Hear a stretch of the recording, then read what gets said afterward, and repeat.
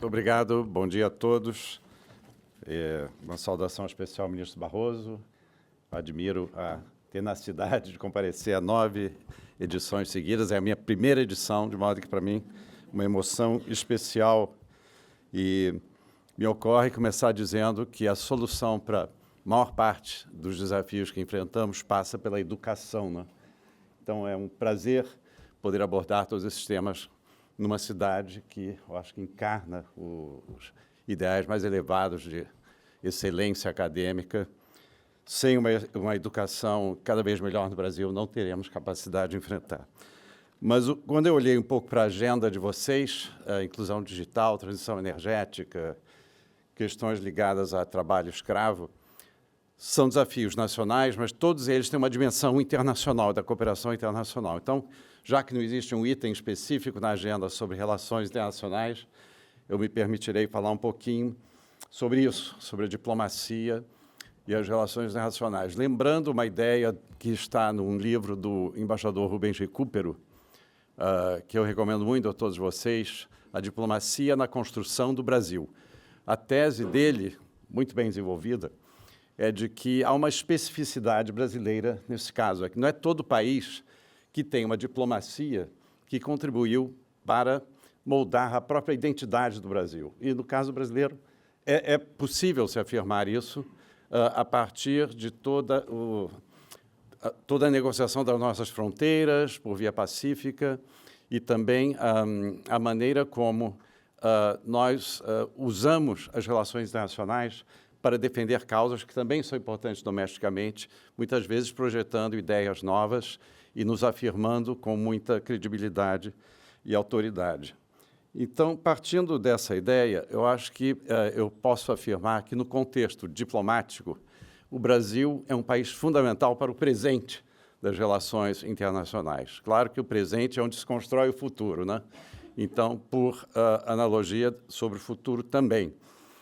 Ontem eu tive o prazer de receber alguns de vocês na Embaixada do Brasil em Londres e mencionei 3 causas fundamentais para o futuro da civilização humana, que são a democracia, a sustentabilidade e a paz. Democracia, hoje em dia, o que o Brasil representa? Um entre poucos países do mundo democrático e que passou por uma experiência de um governo de extrema-direita e foi capaz de retornar a um percurso de institucionalidade democrática previsível, como é o caso que estamos vivenciando hoje em dia. O outro país que se cita, às vezes, é a Polônia, no contexto europeu, né? Isso aí não é um fato trivial, e é algo que deve nos imbuir de um sentimento ainda mais forte do que já tínhamos antes em defesa da democracia, porque sabemos que ela, mesmo onde criou raízes, pode estar ameaçada. E o Tim Powers estava falando das eleições todas que ocorrerão nesse mundo. Nós vemos em países altamente desenvolvidos, entre os mais poderosos do mundo, ameaças à sustentabilidade democrática. Então, isso aí é uma causa nacional, mas também é uma causa que exige uma atenção internacional muito grande. Por quê? Por que as eleições são importantes? Porque a solução de muitos problemas passam pela política. Anteontem nós tivemos na Embaixada em Londres um debate sobre uma das prioridades do Brasil no G20, que é a erradicação da fome e a redução da desigualdade, né? A constatação final de muitos dos participantes era o seguinte: os meios para acabar com a fome existem, a quantidade de alimento existe. A desigualdade é uma questão de distribuição melhor, mais adequada, mais bem administrada. Então, a solução passa pela política.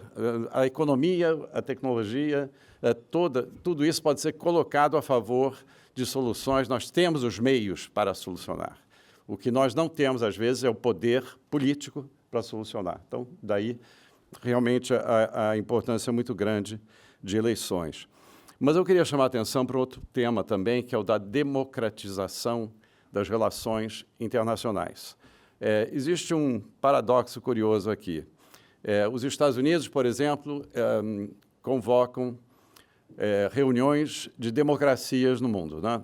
O presidente Lula participou por videoconferência de uma que teve lugar na Costa Rica no ano passado.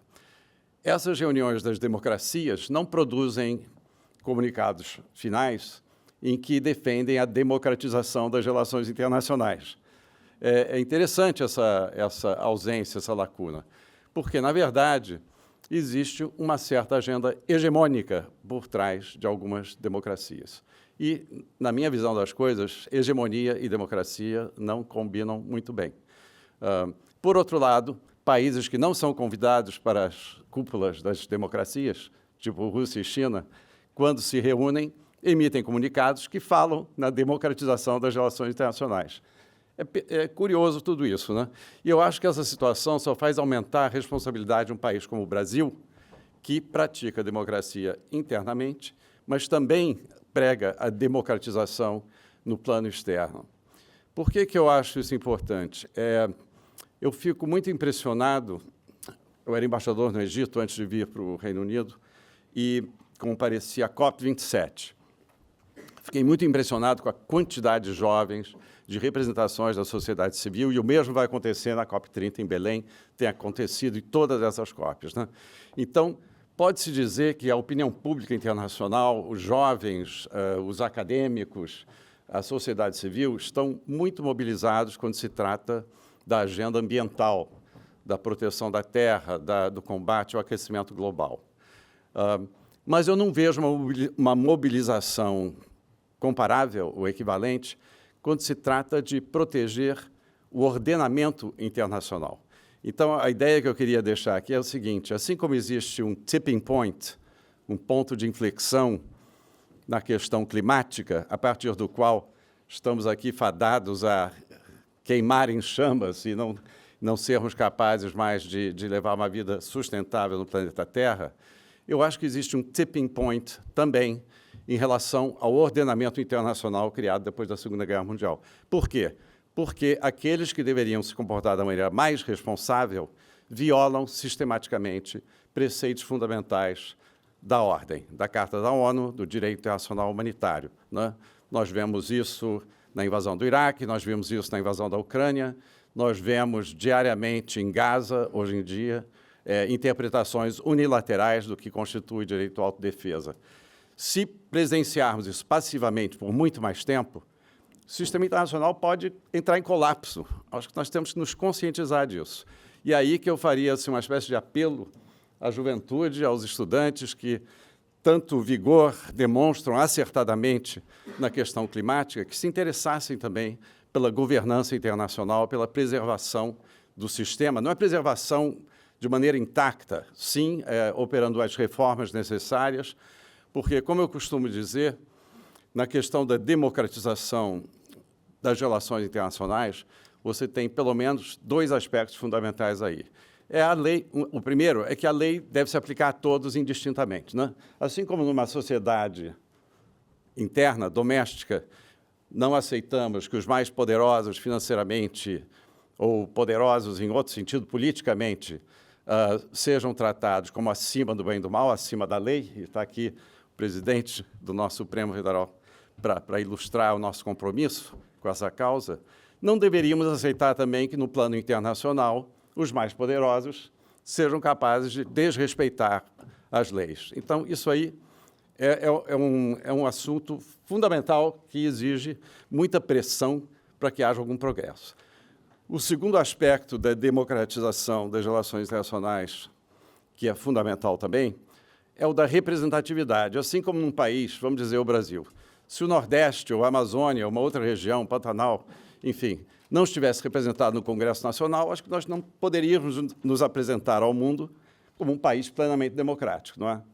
Mas é o que acontece no sistema internacional. Nós temos um Conselho de Segurança com membros permanentes que foram selecionados, não foram eleitos, aliás, fizeram parte de um acordo depois do fim da Segunda Guerra Mundial. Não houve evolução nisso e regiões inteiras do mundo não estão representadas nesse núcleo, nem a África, nem a América Latina, em particular. Então, há uma questão de aplicação da lei erga omnes, né, a todos, e uma outra questão de governança e de representatividade que precisam ser tratadas com muita atenção. E aí que eu acho que, se não houver uma mobilização, que também é da academia, dos jovens, da sociedade civil, contra esse tipping point do ordenamento, nós estamos ameaçados a cair no mundo que é pré-Congresso de Viena, onde a força é que faz a lei, onde o mais poderoso determina quais são as regras e o resto da comunidade internacional é obrigado a se moldar a essa realidade. Além dessa mensagem, eu queria também transmitir duas outras. Uma em relação à sustentabilidade, que é a seguinte: existem muitos caminhos em direção ao que aqui, no ambiente anglo-saxão, se diz net zero, né? Quer dizer, a redução da emissão de gases de efeito estufa para podermos continuar a morar no planeta Terra e garantirmos a sustentabilidade necessária. Mas nem todos esses caminhos passam por trilhas que aumentam a inclusividade, que reduzem a desigualdade, que promovem justiça social. Então, acho que aqui também a originalidade da mensagem brasileira. Enfim, o Brasil já fala com muita autoridade em função da sua matriz energética limpa e do compromisso que este governo, por exemplo, tem demonstrado em relação à redação do desmatamento. Vocês terão outros painéis para falar dos desafios específicos. A Ilona Szabo, em particular, é especialista nisso. Mas muito importante esse aspecto da mensagem que às vezes se perde em alguns fóruns, que é o de promover sustentabilidade com inclusão social. É assim que o conceito foi incluído na Agenda 2030 das Nações Unidas, quando ela foi adotada em 2015. E é assim que o Brasil gostaria de implementá-la. Mais uma vez, voltando à agenda do G20, duas forças-tarefas foram criadas, uma para reduzir fome e pobreza, e a outra em matéria de financiamento para a transição energética.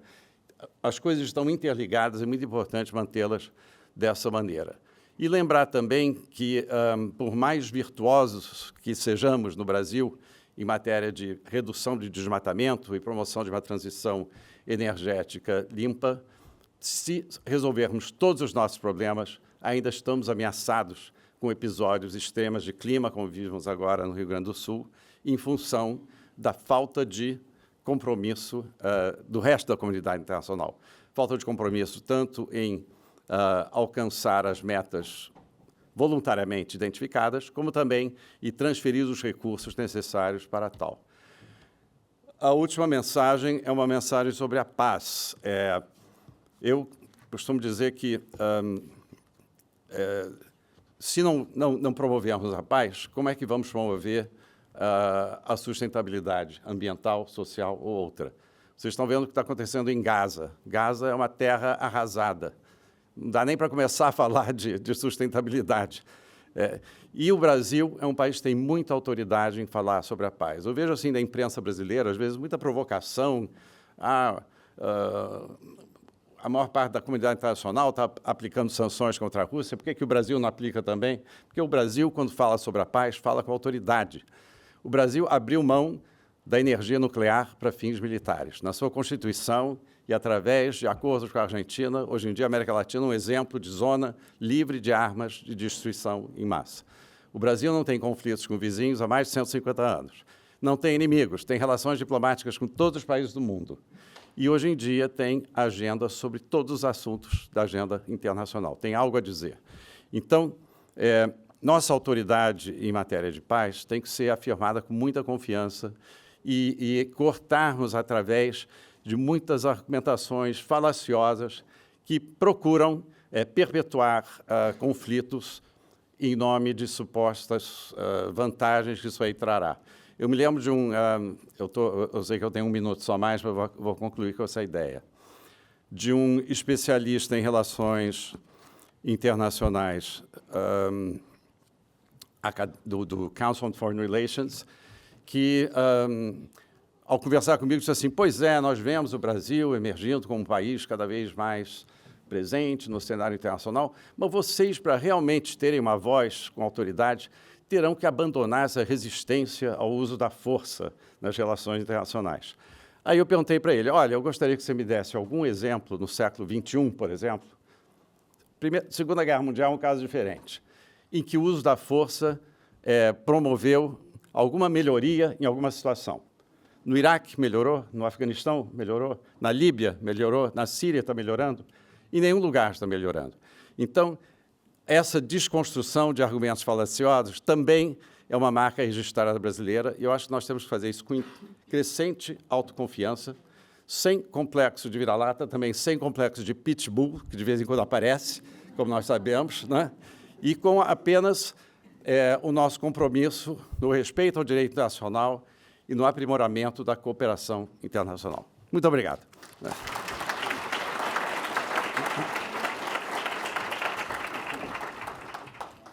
Muito obrigado, embaixador patriota, pelas palavras tão potentes e inspiradoras.